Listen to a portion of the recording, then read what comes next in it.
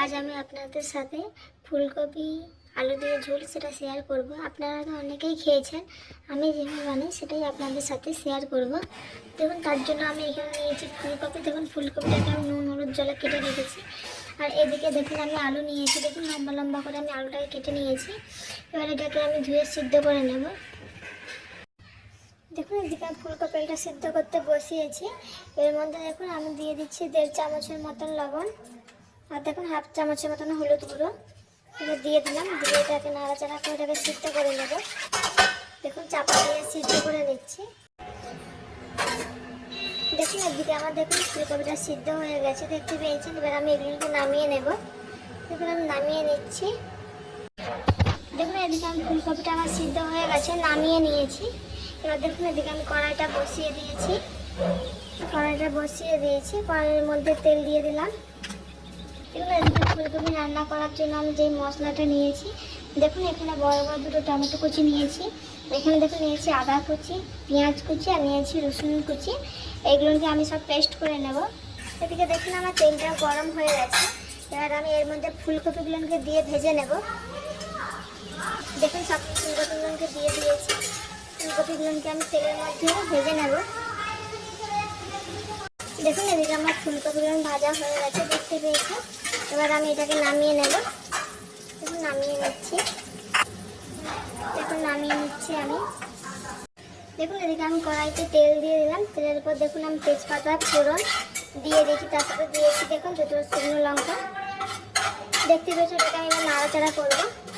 এবার দেখুন, এদিকে আমি নিয়েছি টমেটো কুচি। দেখুন, সব কিছু পেস্ট করে নিয়েছি।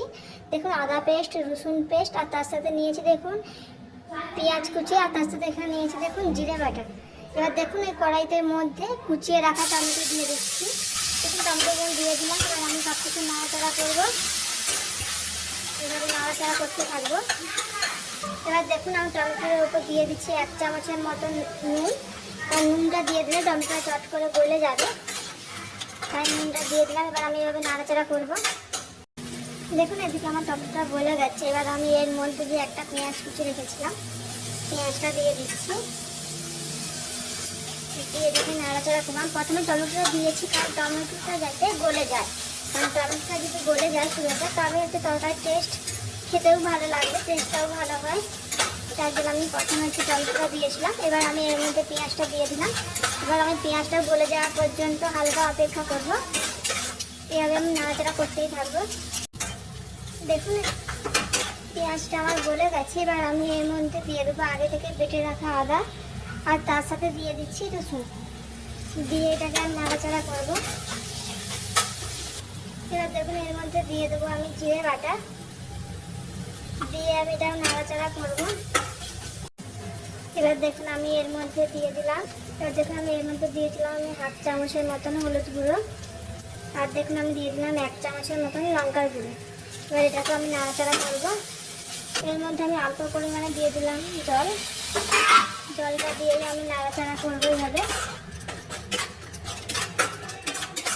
এবার দেখুন এটা খুব দেওয়া শুরু হয়েছে। এবার আমি এর মধ্যে সিদ্ধ করে রাখা আলু আর ভেজে রাখা হচ্ছে ফুলকপি দিয়ে দেবো। তো এটাকে আমি নাড়াচাড়া করবো। এভাবে আমি নাড়াচাড়া করতে থাকবো একটুক্ষণ। এদিকে দেখুন আমার নাড়া হয়ে গেছে। এবার আমি এর মধ্যে জলটা দিয়ে দিচ্ছি। বেশি পরিমাণে জল দেবো না, খুব অল্প পরিমাণে জলটা দেবো। দেখুন আমি কতটা জল দিয়েছি, দেখতে পেয়েছেন। এবার এটাকে আমি ফুটে যাওয়া পর্যন্ত অপেক্ষা করবো। এদিকে আমার রান্নাটা হয়ে গেছে। দেখুন আমি কষা কষা মতন করেছি। এবার এটাকে আমি নামিয়ে নেব। অনেকে তো ফুলকপি আলু তরকারি খেয়েছেন, একবার পারলে এইভাবে বানিয়ে খেয়ে দেখবেন।